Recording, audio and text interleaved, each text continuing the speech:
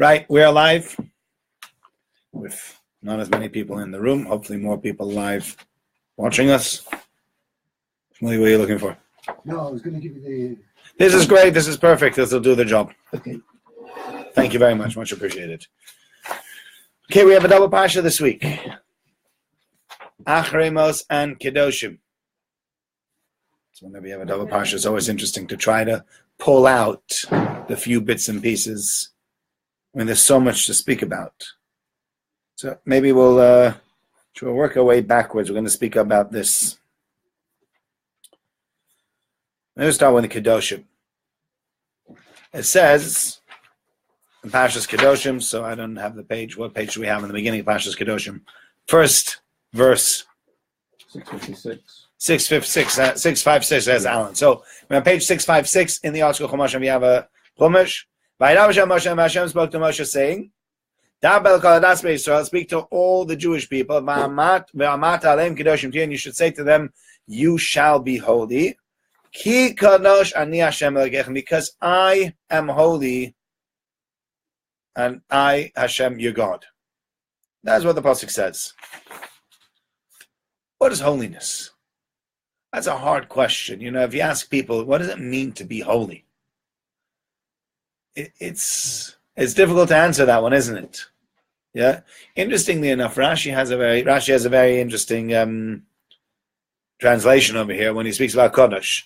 Kodesh says, "Hevu prushim min ha'arayus min avera." Keep away from forbidden sexual relationships and from erva and from any other type of things and all other averas.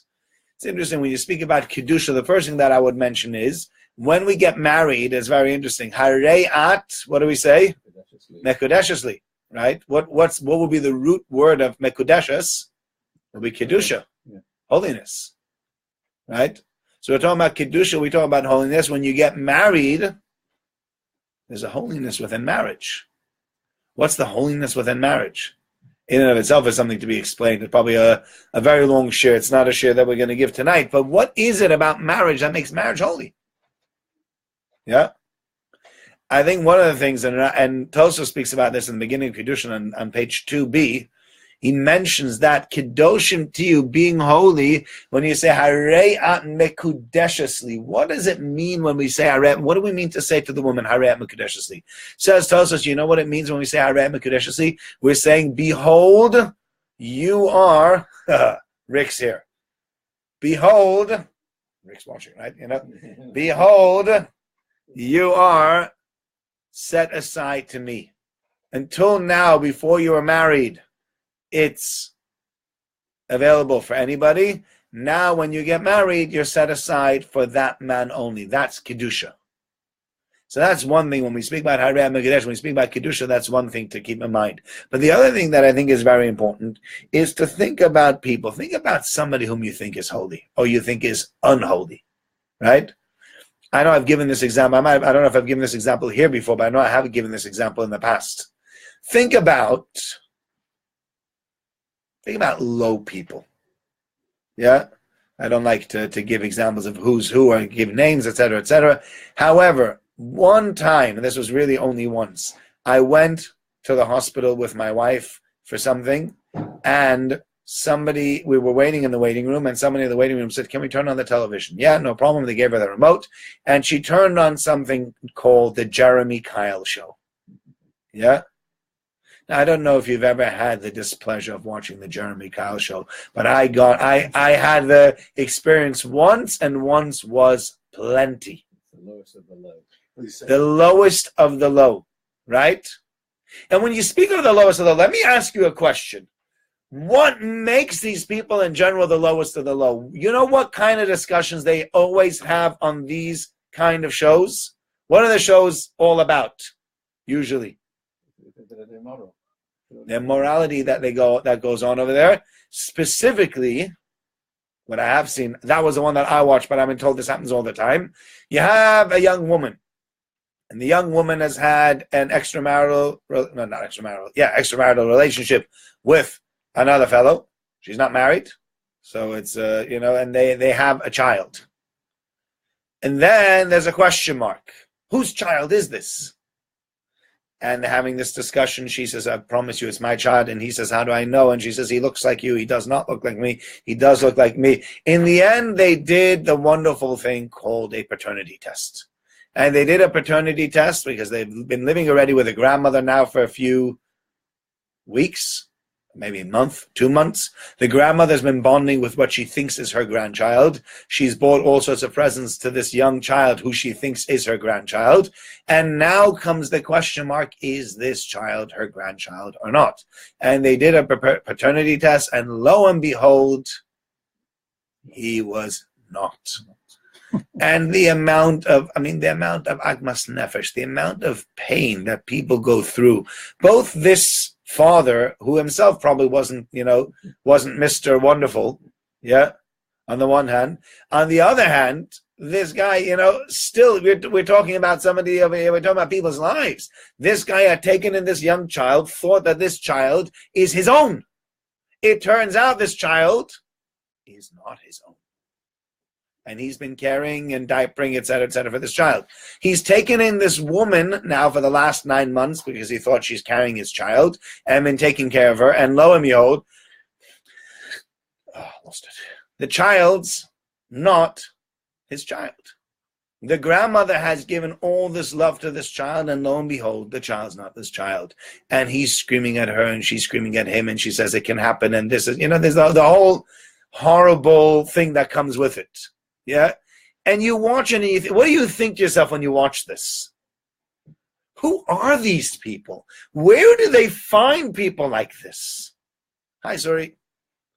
Where do they find people like this? People that watch it are just as bad. Sometimes. I hope not. The locals have always come in with kids, so they're all different names. Yeah. Okay, that's true. Pardon? I've been in my dentist waiting room. They Yes. always have these kind of programs. It's horrible. It's horrible. It's terrible that we have to watch them. That you're sitting at the dentist just waiting to be seen, and in the meantime, the people next to you, they're loving this. They say, "Oh, this makes great television. Look at them, how they're going at each other, etc., And you think to yourself, "What is that all about?" Yeah. Or there's this other show now that's come on. What's it called? I don't even know what it's called. People have described it to me. Where two people are chosen at random and they get married without ever having met each other. Yeah? Never heard that one? Yeah, there seems to be the show. I don't even know what it's called. Somebody told me about it. I don't watch television, but somebody told me about it. You get to find out these things. They take these two people, and these two people agree, and they meet each other for the first time under the altar. Or at the altar, not under the chuppah, either under the chuppah or at the altar, but not under the altar. Nobody stands under the altar. It's like, get me out, Father. That's not what happens. So they're standing at the altar and they get married, and it seems that and then they have these. You have a video of a couple that has never met each other and tried to see, can they get along with each other? Can they like each other? Do they like each other? Can they give to each other? Will they stay together? Will they not stay together? Inevitably, in most cases, these people don't stay together, right? I say, so what's the difference between this and Hasidic marriage? That's a good question. The answer is, in a Hasidic marriage, A, they believe in the same things. It's not randomly been mixed together. We didn't shuffle a dice and go, boom, Yankee and Suri. There we go. We got it. That's not how we do things, right? They look into it, they make sure that everything's right, and character and the kind of person and the goals, etc. And they come together and they want to build a life together, and both of them are committed to building a life together, and they do. In most instances, they build a very happy life together, right? But I felt that in this instance, to have this woman and this man live together, have never met each other, okay, makes for an interesting television program. But what makes it so horrible is that the videotaping these people constantly. Not only did you decide to get married on television in front of everybody to somebody whom you've never met before, you then allow these camera crews to come and to watch you eating supper and to watch your honeymoon and to watch everything. And you think to yourself, what kind of people are this? Who are these people?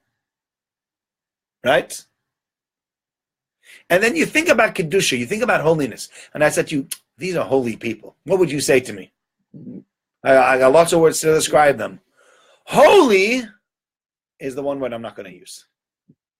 Not anywhere near. It's not a nice, it's not a word you can use about people like that.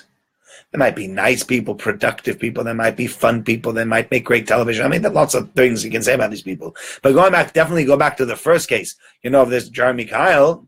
If I say to you, these are holy people, you'd say, these aren't holy people. These are the lowest of the low. Why do you call them the lowest of the low? Because when you look at erva, when you look at the things between man and woman, and you take it and you make it free, and you make it readily available, and you make it available to everyone, and everyone can watch it, everyone can be involved, and you talk about it, and you speak about it, and you show it off, etc., etc., you think to yourself, you know what? Something lacking there. That's not holiness. Anybody who looks at it will say to themselves, that's lacking in holiness. And vice versa. If I said to you, think about a holy person in your life. Who would you, if you thought about a holy person, one of the things that you would think about is that whether it's a he or whether it's a she, you think about the way they're dressed. There's something respectable about that. You're going to dress in a certain way. You think about the way they speak. There's going to be something respectable about that. You think about the way they act. There's going to be respectable. You don't expect, for example, any holy person to get up and make a dirty joke. Yeah? Can you imagine any holy person getting up and starting to tell dirty jokes? You think to yourself, they might be funny, they might be off color, whatever they are, but they're not holy. You can use many words, but holy is not the word you're going to use. Right? Because you think, wait a minute. That's how a holy person speaks. Will a holy person really use such foul language? Make jokes of such private matters? Will a holy person dress in certain ways? You think about Kedoshim, you think of tznius. Right? Do you think holy women run around in a way that everybody can see every little bit of their body? Or lots of it? Rarely. That's not what you imagine a holy person to be. If you imagine a holy person, they will look different, they will speak different, they will act different. There'll be something alive about them, but something that's just above everybody else. And that's what Rashi says, have a prusha me'arayis. You look at it and you think of the lowest of the low, and then you think of the people that you look up to, that you say are holy, and you'll see a lot of it will have to do with this relationship, man and woman relationship, with the fact that these holy people have a way that they go about their things that is holy. They don't flaunt it, they don't throw it around, they keep it to themselves, and they keep it in a very holy way. And that's Kedoshim to you. That's very, very important. That's the first thing about Kedoshim to you. That holiness has to do with that. Sepharno actually gives another explanation. And the Sepharno says Kedoshim to you actually comes on the back of everything that we've said before. Rashi picks out Have a Prushim Arais, because Rashi says the last Pasha that we just spoke about in Parasha Acharei, which was what we read Mincha time at Yom Kippur, is the Pasha that speaks about the people, the men or the women, that you cannot marry and that you would get severe punishments for marrying in Jewish law. So Rashi says, and now we say Kedoshim Tiyu, that's a continuation of that. Sepharno says it goes much, much further back. It started off with the following. Hashem comes to the Jewish people before Har Sinai, and he says to them a very important sentence. Ve'atem, and you, Tiyu li, should become from li, mamleches kohanim, a kingdom of priests. And what's the next two words, Shmuley? The Goy Kodesh, and a holy people. So when God came to the Jews, even before he gave them the Torah, he said, you want my Torah? Yes, we want your Torah. And then they decided together to take the Torah. When they did that, what was the charge? What was that they said, what does God want from us? What does he want to create? What's the vision? What's the goal? The goal is Mamlechas Kohanim Kodesh, a kingdom of priests and a holy nation. That is the goal. Says Sepharno, we are now on our way to achieving that goal.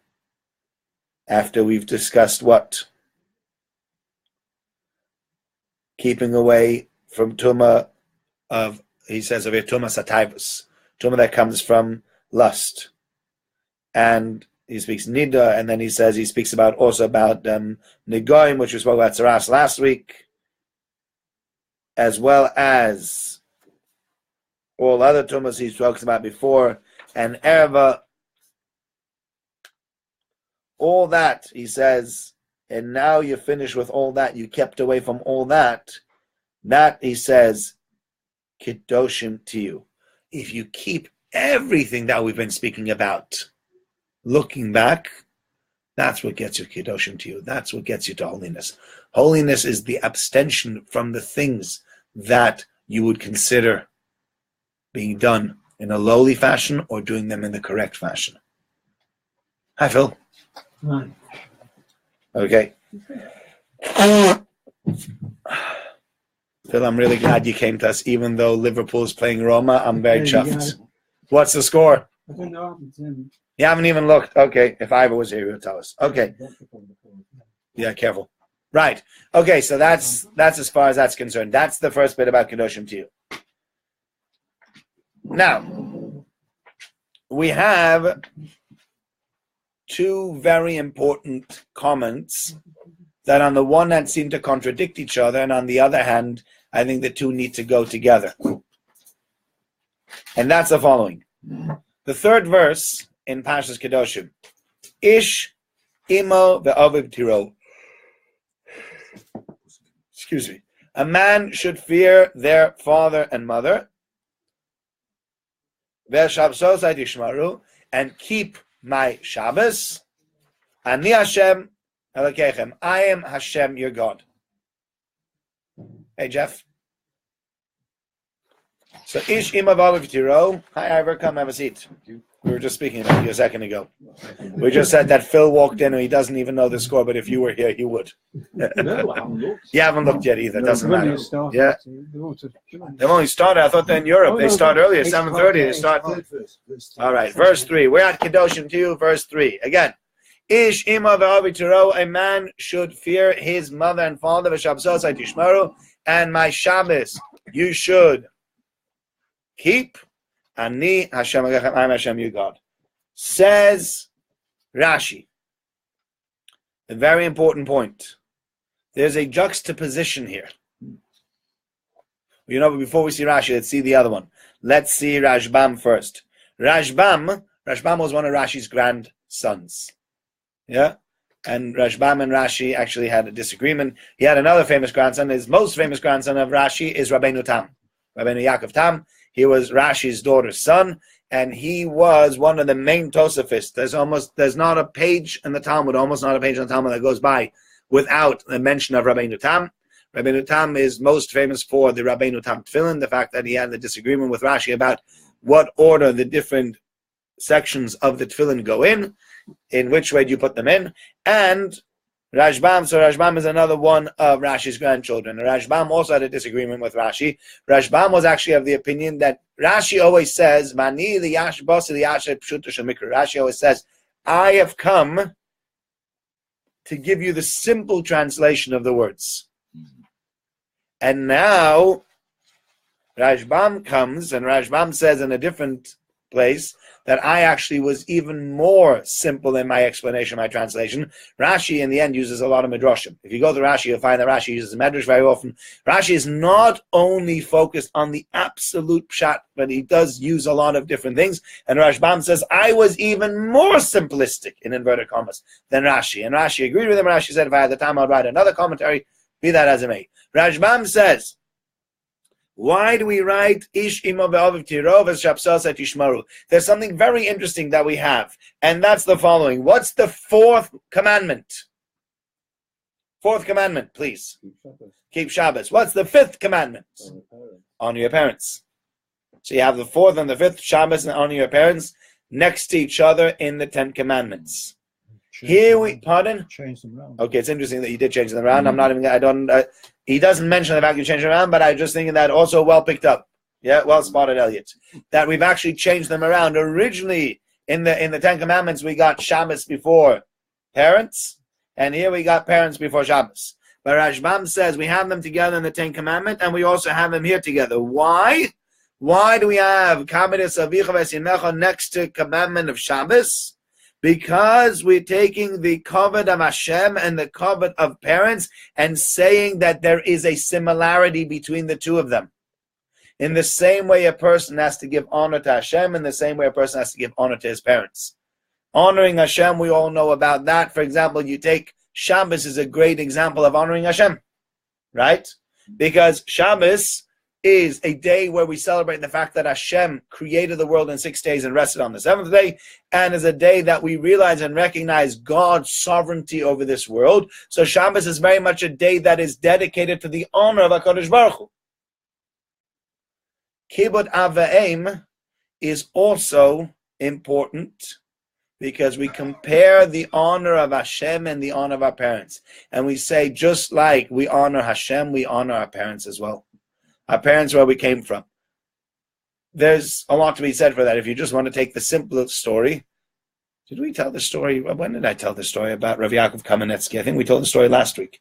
Tell the story last week about the fellow with a professor. Rav Yaakov Kamenetsky was on the plane with another professor. Oh, yeah. Yeah, we did tell that story last week. Fun? I think so, yeah. Yeah, we told that story last week. I'm not going to tell it again. Right. So the basic idea was, but that, we realized that our parents are linked in a chain all the way back to the Kodesh Baruch Hu. Because The three partners in the... well, there are, first of all, there's three partners. That's true. There's three partners. God is a partner, Father is a partner, and Mother is a partner.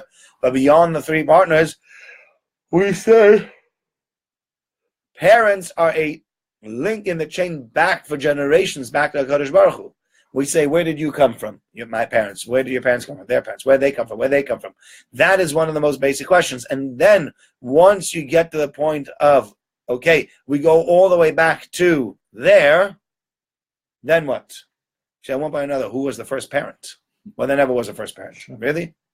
Hashem, yeah. But that's why we take the two things together. We take the idea of Shabbos and the idea of parents, and we bring them together, and we say they actually belong together. Okay? What about Adam and Chava? Weren't they the first parents? They were the first parents, and Hashem was sort of their parent. Adam and Chava were the first couple, but who came before Adam and Chava? Right? And that's what we're saying. We go back. So there's a very important thing. So God, we give honor to our parents because they're linked in that chain, and because they've given us life, and so we owe them forever. It's actually a very, very interesting thing. This is just as a side point when we speak about honoring and fearing your parents. Sometimes we have situations where parents have not been the best parents to their children. And the question is, what's a child's obligation to their parent if the parent has not been an amazing parent? This is a difficult question to answer. But the important point to keep in mind is that regardless how you're going to see it, your parents are the one that gave you life. It doesn't change your obligation at all. It shouldn't change your obligation. If they've been, physically violent, or sexually violent, you can start asking the question of what your obligations are. But sometimes people say they're not really treating me so well. I had a hard time with my parents when I grew up. That might all be true, and there's no question that that's difficult. It's very difficult. Yeah, but that'll probably be a problem to their parenting as well. How their parents could very well be that it's sort of that is also possible. And it's not their fault. I find not always is it not their fault, but I find oftentimes nowadays that we still suffer from the Holocaust in looking at parents and grandparents and seeing the way they parent and how the Holocaust affected them for years and for generations. So you take people, for example, that had a very terrible experience in the Holocaust, which is most people, right? They come out of the Holocaust and now need to start a family. But many a time they've never really made peace with whatever it is. And there are many parents, for example, that never really allowed themselves to love the children properly because You were torn away from them. we were torn away again. I couldn't handle that again. Right? And somebody said, I heard this story, a very wealthy, well-to-do fellow in America who said this story. He said that the greatest day in his life was when his mother said she loved him, even greater than the day that he made $125 million in one day selling 3 buildings in Manhattan. He said that didn't compare. But his mother, because she had lost so much on the Holocaust, could not bring herself to say the words, I love you, to her own child. How terrible is that? That's awful, right? But then a child grows up without their parents saying, I love you. What kind of child, what kind of relationship is that child now going to tend with their child? Oftentimes that's going to perpetuate itself. Because these parents, sometimes they're good, but sometimes they've not learned how to show this love either. And so now they have a hard time expressing love to their children because their parents had a hard time expressing love to them. Yeah? But we always remain indebted to our parents for giving us life forever. We can never take that away from them. They gave us life. Without them, we wouldn't be here. Just, that's it. End of story. Snookered. Game over. That's the one side of it. Says Rashi, but there's another side to this. That on the one hand, you have to give this extreme love and extreme honor to your parents. The Gemara even goes as far as to say, I don't think this is to be taken literally, but the Gemara says, Acharei mi sheloi chamon. But fortunate is the person that never met his parents. Because what a person is obligated to his parents is so deep and so all-encompassing that it is almost impossible for a person to really live up to their obligation to their parents. That's pretty intense. I don't know if I would say, I prefer never to have met my parents. I think that's a little bit intense, and that's what I'm saying. I don't know if that's to be taken 100% literally. But I think the point that's being made about the obligation that we have to our parents is very, very strong. Nevertheless, says Rashi, very important Rashi, there is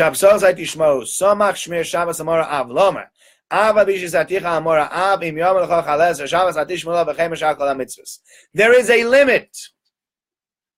Everything has to have a limit.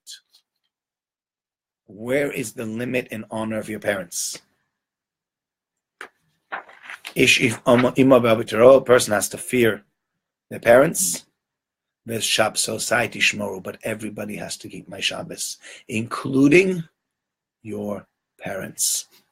And therefore, since everybody has to keep my Shabbos, both the parents and the children, if a parent says to a child, I would like you to come to my house on Shabbos, and you say, I can't get there on, so well, then just take a car and come to my house on Shabbos. The answer is no. Sorry. Unless it's a case of Pikuach Nefesh, you could, right? But if it's not a case of Pikuach Nefesh, you cannot.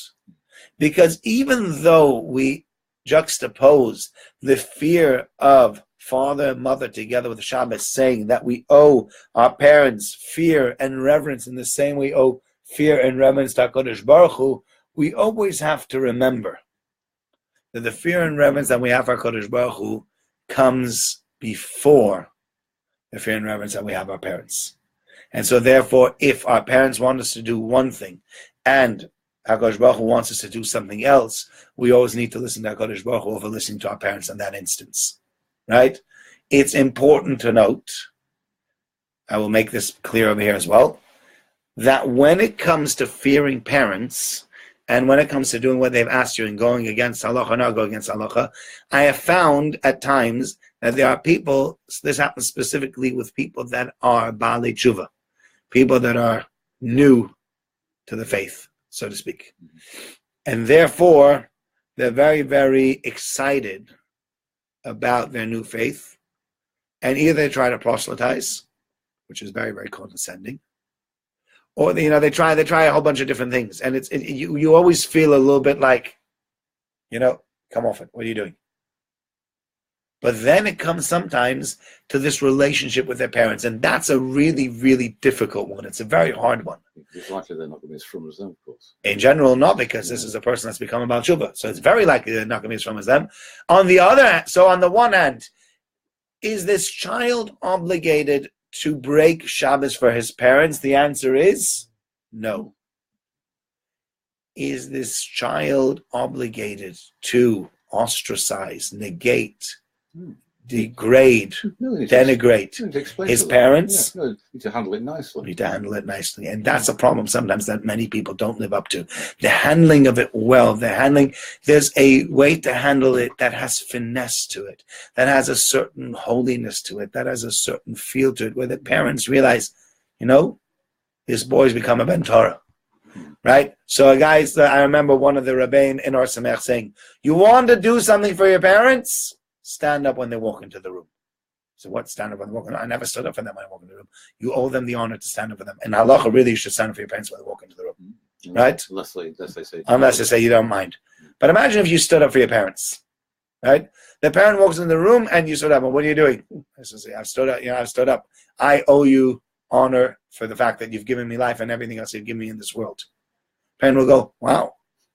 Yeah, that's a special place you've been to. Look what this is turning into. Yeah. Pardon? Yeah, what kind of person? Yeah. What kind of person he becomes. But if the parent says, I'd like to go out for a drive with you. I don't go out driving with you because when I go driving with you, there are people that walk through the streets that might not be perfectly dressed, and then you are going to be the one that's going to be causing me to look at the wrong things, and I am not willing to go out driving with you. You'll have to leave the house at one point or another anyway. Right? And at the end of the day, when you leave the house, in general, there will be people out there that they're not going to be dressed properly. You can't get around it. That's a sad reality. The sad reality is that we don't live in Mea Sharim. We live in Salford. And then we live in Salford and in Prestridge. And in Salford and Prestridge, people dress the way they want to dress. And as soon as the sun comes out, the men take off their shirts entirely, and the women, if they could, would do it as well. Right? That's what a street looks like. That's what the street is. So I said, but that's crazy. That's just what it is. You can't become a hermit. You can't become difficult. So your parents, I know sometimes parents have bought things and the child's like, it's best, I don't need that extra. Right? Now, no. I can understand. No, I'm not saying, again, I'm not saying if a person in their own home wants to be machmer and only eat machzikah nasa and not eat besdin, fine. Right? But your parent is trying hard to connect with you, and they've gone out and they've spent money, etc., and they've tried as hard as they can to do something for you. You need to ask the question from those people, and the problem is sometimes people don't have. Yeah, sometimes people don't have that relationship with a rabbi. They become religious and then they do things their own way, and they lose all. They don't have a sense of what they should be doing and what they shouldn't be doing. They don't know the basics. They don't know the basics. And that sometimes they're taking all these chumras and putting these chumras well ahead of giving honor to their parents, which is a d'oraisa. Right? What was it? Somebody told me a terrible story about a parent wanted to make a birthday party and they threw out the birthday cake as it didn't, and you read these sorts. Ask your questions beforehand. There's enough room for leniencies in many, many instances where instead of antagonizing a parent, you can create a relationship. Yes, if the parent has asked you to be Machal Shabbos, I'm sorry, they're going to have to draw a line. But if you have a chumrah that you've taken on and your parent hasn't taken on that chumrah, there is enough room, there's enough space to say that instead of antagonizing the parent by not doing what the parent has asked you, maybe ask you a question and forgo your chumrah for once, because it might be more important to forgo the chumrah and give honor to your parents than to try to antagonize your parents and to stick to your chumras. They talk of fear in the parents, they honor the parents. Fear is described, and the Gemara describes fear as in not contradicting their words. Yeah. Doesn't mean like being afraid when they walk in, you don't have to start chattering with your teeth. That's not what it means, right? No, honor the parents. There is, right. So the Gemara speaks about honor and it gives honor as one thing and fear as another thing. When he speaks about fear, he speaks about not sitting in their place, not contradicting their words. The Gemara even says you shouldn't agree with them. You shouldn't say, your father says something, say, I agree with you. Right? Because they're condescending. Who are you? You know what I mean? If you had a certain amount of reverence or fear for your parent, you wouldn't feel the need to give them your haskama. I give you my hechsher. Now, from now on, not only have you said something, I think you're intelligent. Lovely. Wonderful. Yeah, we don't need you to do that.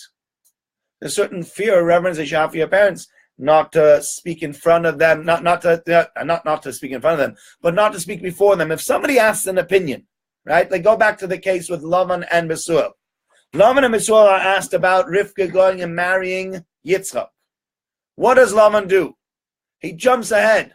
Vayan Lavan Besuel say, yes, this is divinely inspired. And Rashi points out over there, look at Lavan. You're the brother who asked you. Shush. It's the father's decision anyway. But not only that, you speak first. If somebody asks your father his opinion, don't jump in and say, I think. Let your father give his opinion. And then if you ask for your opinion, you can always give your opinion as well. But there's a certain honor that you can give to your parent that goes above and beyond. That's the honor we're talking about. And that's the fear that we're talking about. But not physical. I think physical fear is a bit of a strong word. It's a bit of a harsh way of putting it. I don't think that's what it means. Okay. And Rabbi, also the difference between the Ima and Ovi swapped around. Right. Which means that the yes, Kibud, they put the father first because it goes more automatically. Kibud would automatically go to the mother to a greater degree. Yeah, that's right. That's right. Rashi points that out. Yeah, whereas Ima Ovid, because fear would automatically go to the father more automatically. Yeah, that's right. So Rashi points that out. Rashi says that there's a certain amount of honor. I think honor is an interesting way of putting it, but it said you have an easier time sometimes with a mother because a mother has a certain loving way, and that it's easier. And therefore the Torah says, when it comes to giving honor, honor your father and mother, putting the father first before the mother. And vice versa, when it comes to fear, we put the mother first, because the father, oftentimes you say, like, your mother always used to say, yeah, I don't know if your parents used to say this, you just wait till your father comes home, right? I once told Marley, you mustn't say that, I'm not the bogey man. I've heard it the other way around also. I've heard mothers complaining about it as well. They say, how come I'm always the one? Like, the father always says yes, and the mother's always one that says, can I have sweets? Yes. Can I go out? Yes. And then you ask mommy, I'm going to get sweets. No, you're not. Daddy said I could. I'm not allowing you. It's always mommy who says no. I've heard plenty of mothers moaning the other way around. Why am I always the one that has to do the job of being the shlechter, being the bad one? Yeah. So you can get it one of many ways. Okay. Let's have a look over here. One more thing I'm going to mention, and we'll leave it with this because we're starting to run out of time. We go back to Acharei, Parasha's Acharei. We'll speak about Yom Kippur. And you're on chapter 16, verse 30. Page 644. 644.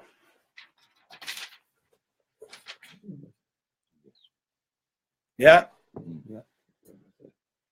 The Kiva Yom Hazeh, on this day, Yechaper Alechem, he will forgive you. L'tayaschem, to purify you. Mikol Chadazerem, of all your sins, if Hashem before God, you will become purified. So we speak about purifying twice, and what's this kapara, getting forgiveness? You become purified. You don't become purified. So Sephorno says over here a very beautiful idea again.